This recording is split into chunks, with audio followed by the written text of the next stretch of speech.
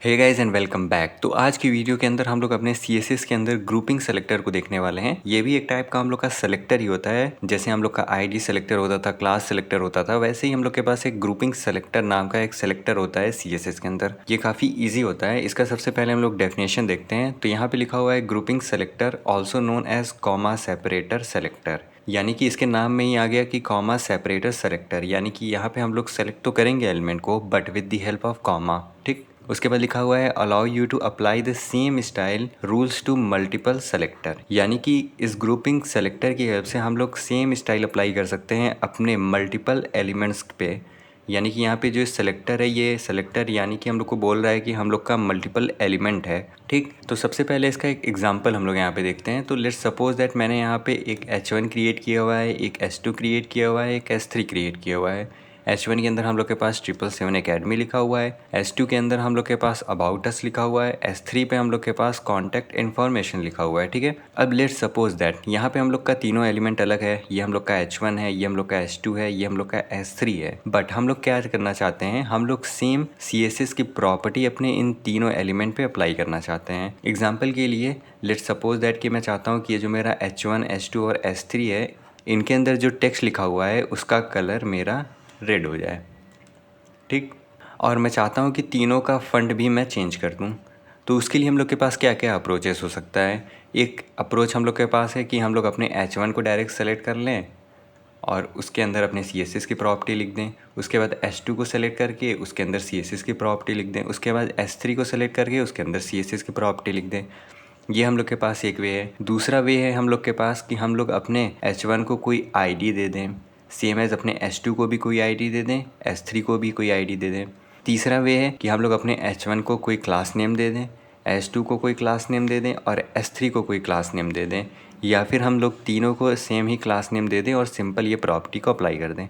But हम लोग के पास अदर्स वे में आता है हम लोग का ग्रुपिंग सेलेक्टर, जिसकी हेल्प से हम लोग क्या करेंगे, हम लोग अपने H1 को सेलेक्ट करेंगे, उसके बाद कॉमा करेंगे, उसके बाद S2 लिखेंगे, उसके बाद कॉमा लगाएंगे, उसके बाद S3 लिखेंगे। अब यहाँ पे क्या हुआ है, यहाँ पे हम लोग एक बार में ही अपने तीनों के तीनों एलिमेंट को सेलेक्ट कर लिया कॉमा लगा करके। ठीक है, H1 comma S2 comma S3। अब यहाँ पे प्रॉफिट क्या है हम लोग का, प्रॉफिट ये है कि हम लोगों ने केवल एक ही बार ये दो CSS की प्रॉपर्टी लिखी हुई है और ये दो CSS की जो प्रॉपर्टी है वो एक बार में ही हम लोग के तीनों एलिमेंट पे अप्लाई हो गया। ठीक, तो चलिए अब इसको कोड के अंदर करके देखते हैं। तो यहाँ पे ये हम लोग का एक HTML का फाइल ओपन है, ठीक, जिसके अंदर मेरा यहाँ पे CSS लिंक है। अब मैं क्या करता हूँ, मैं बॉडी के अंदर अगेन 3 H1 एलिमेंट क्रिएट करता हूँ। सबसे पहला H1 मेरा हो जाएगा 777 एकेडमी।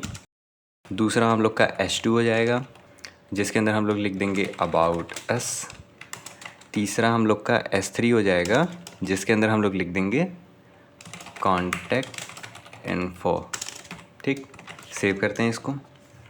तो ये यहाँ पे हम लोग का H1 आ गया, यहाँ पे S2 आ गया और S3 आ गया हम लोग का। ठीक, तो हम लोग को क्या करना है, हम लोग को अपने तीनों पे सेम CSS प्रॉपर्टी को अप्लाई करना है। तो हम लोग सबसे सिंपल क्या कर सकते हैं, अपने तीनों एलिमेंट को सिलेक्ट करेंगे।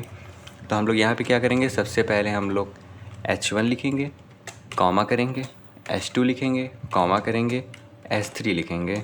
ठीक, उसके बाद कर्ली ब्रैकेट लगा करके अब यहाँ पे हम लोग अपना जितना भी CSS प्रॉपर्टी लिखना चाहें हम लोग एक बार में लिख सकते हैं। एग्जांपल के लिए मैं यहाँ पे कलर चेंज करता हूँ, इसको रेड में सेव करता हूँ मैं।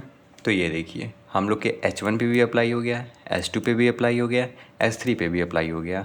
सेम चीज़ हम लोग इसका फ़ंट भी चेंज कर सकते हैं। अगर मैं यहाँ पे आकर के फ़ंट फैमिली लिख दूँ और इसके अंदर मैं ये कुरियर न्यू को अप्लाई करता हूँ, सेव करता हूँ मैं, तो ये देखिए हम लोग के तीनों पे अप्लाई हो गया एक बार में। अगर ये सेलेक्टर नहीं होता हम लोग के पास तो हम लोग क्या करते हैं, सबसे पहले अपने H1 को सेलेक्ट करते हैं, H1 पे अप्लाई करते हैं, फिर S2 को सेलेक्ट करके सेम प्रॉपर्टी को हम लोग यहाँ से कॉपी करते हैं और अपने S2 के अंदर लिखते हैं। सेम चीज़ हम लोग क्या करते हैं, अगेन हम लोग S3 के लिए भी यही काम करते हैं, यानी कि अगेन हम लोग अपने इस कोड को कॉपी करते हैं और यहाँ पे इसको पेस्ट करते हैं। तब हम लोग का जाके तीनों के अंदर सेम CSS की प्रॉपर्टी अप्लाई होती। बट ये कोड के अंदर सबसे गलत चीज़ है कि हम लोग का यहाँ पे कोड बार बार डुप्लीकेट हो रहा है। ठीक, तो इससे बचने के लिए हम लोग के पास आ गया ग्रुपिंग सेलेक्टर। तो होपफुली आपको ग्रुपिंग सेलेक्टर समझ में आ गया हो। अगर आपको कोई डाउट तो आप कमेंट सेक्शन के अंदर पूछ सकते हैं। तब तक के लिए इस चैनल को सब्सक्राइब करना ना भूलें। Thanks for watching.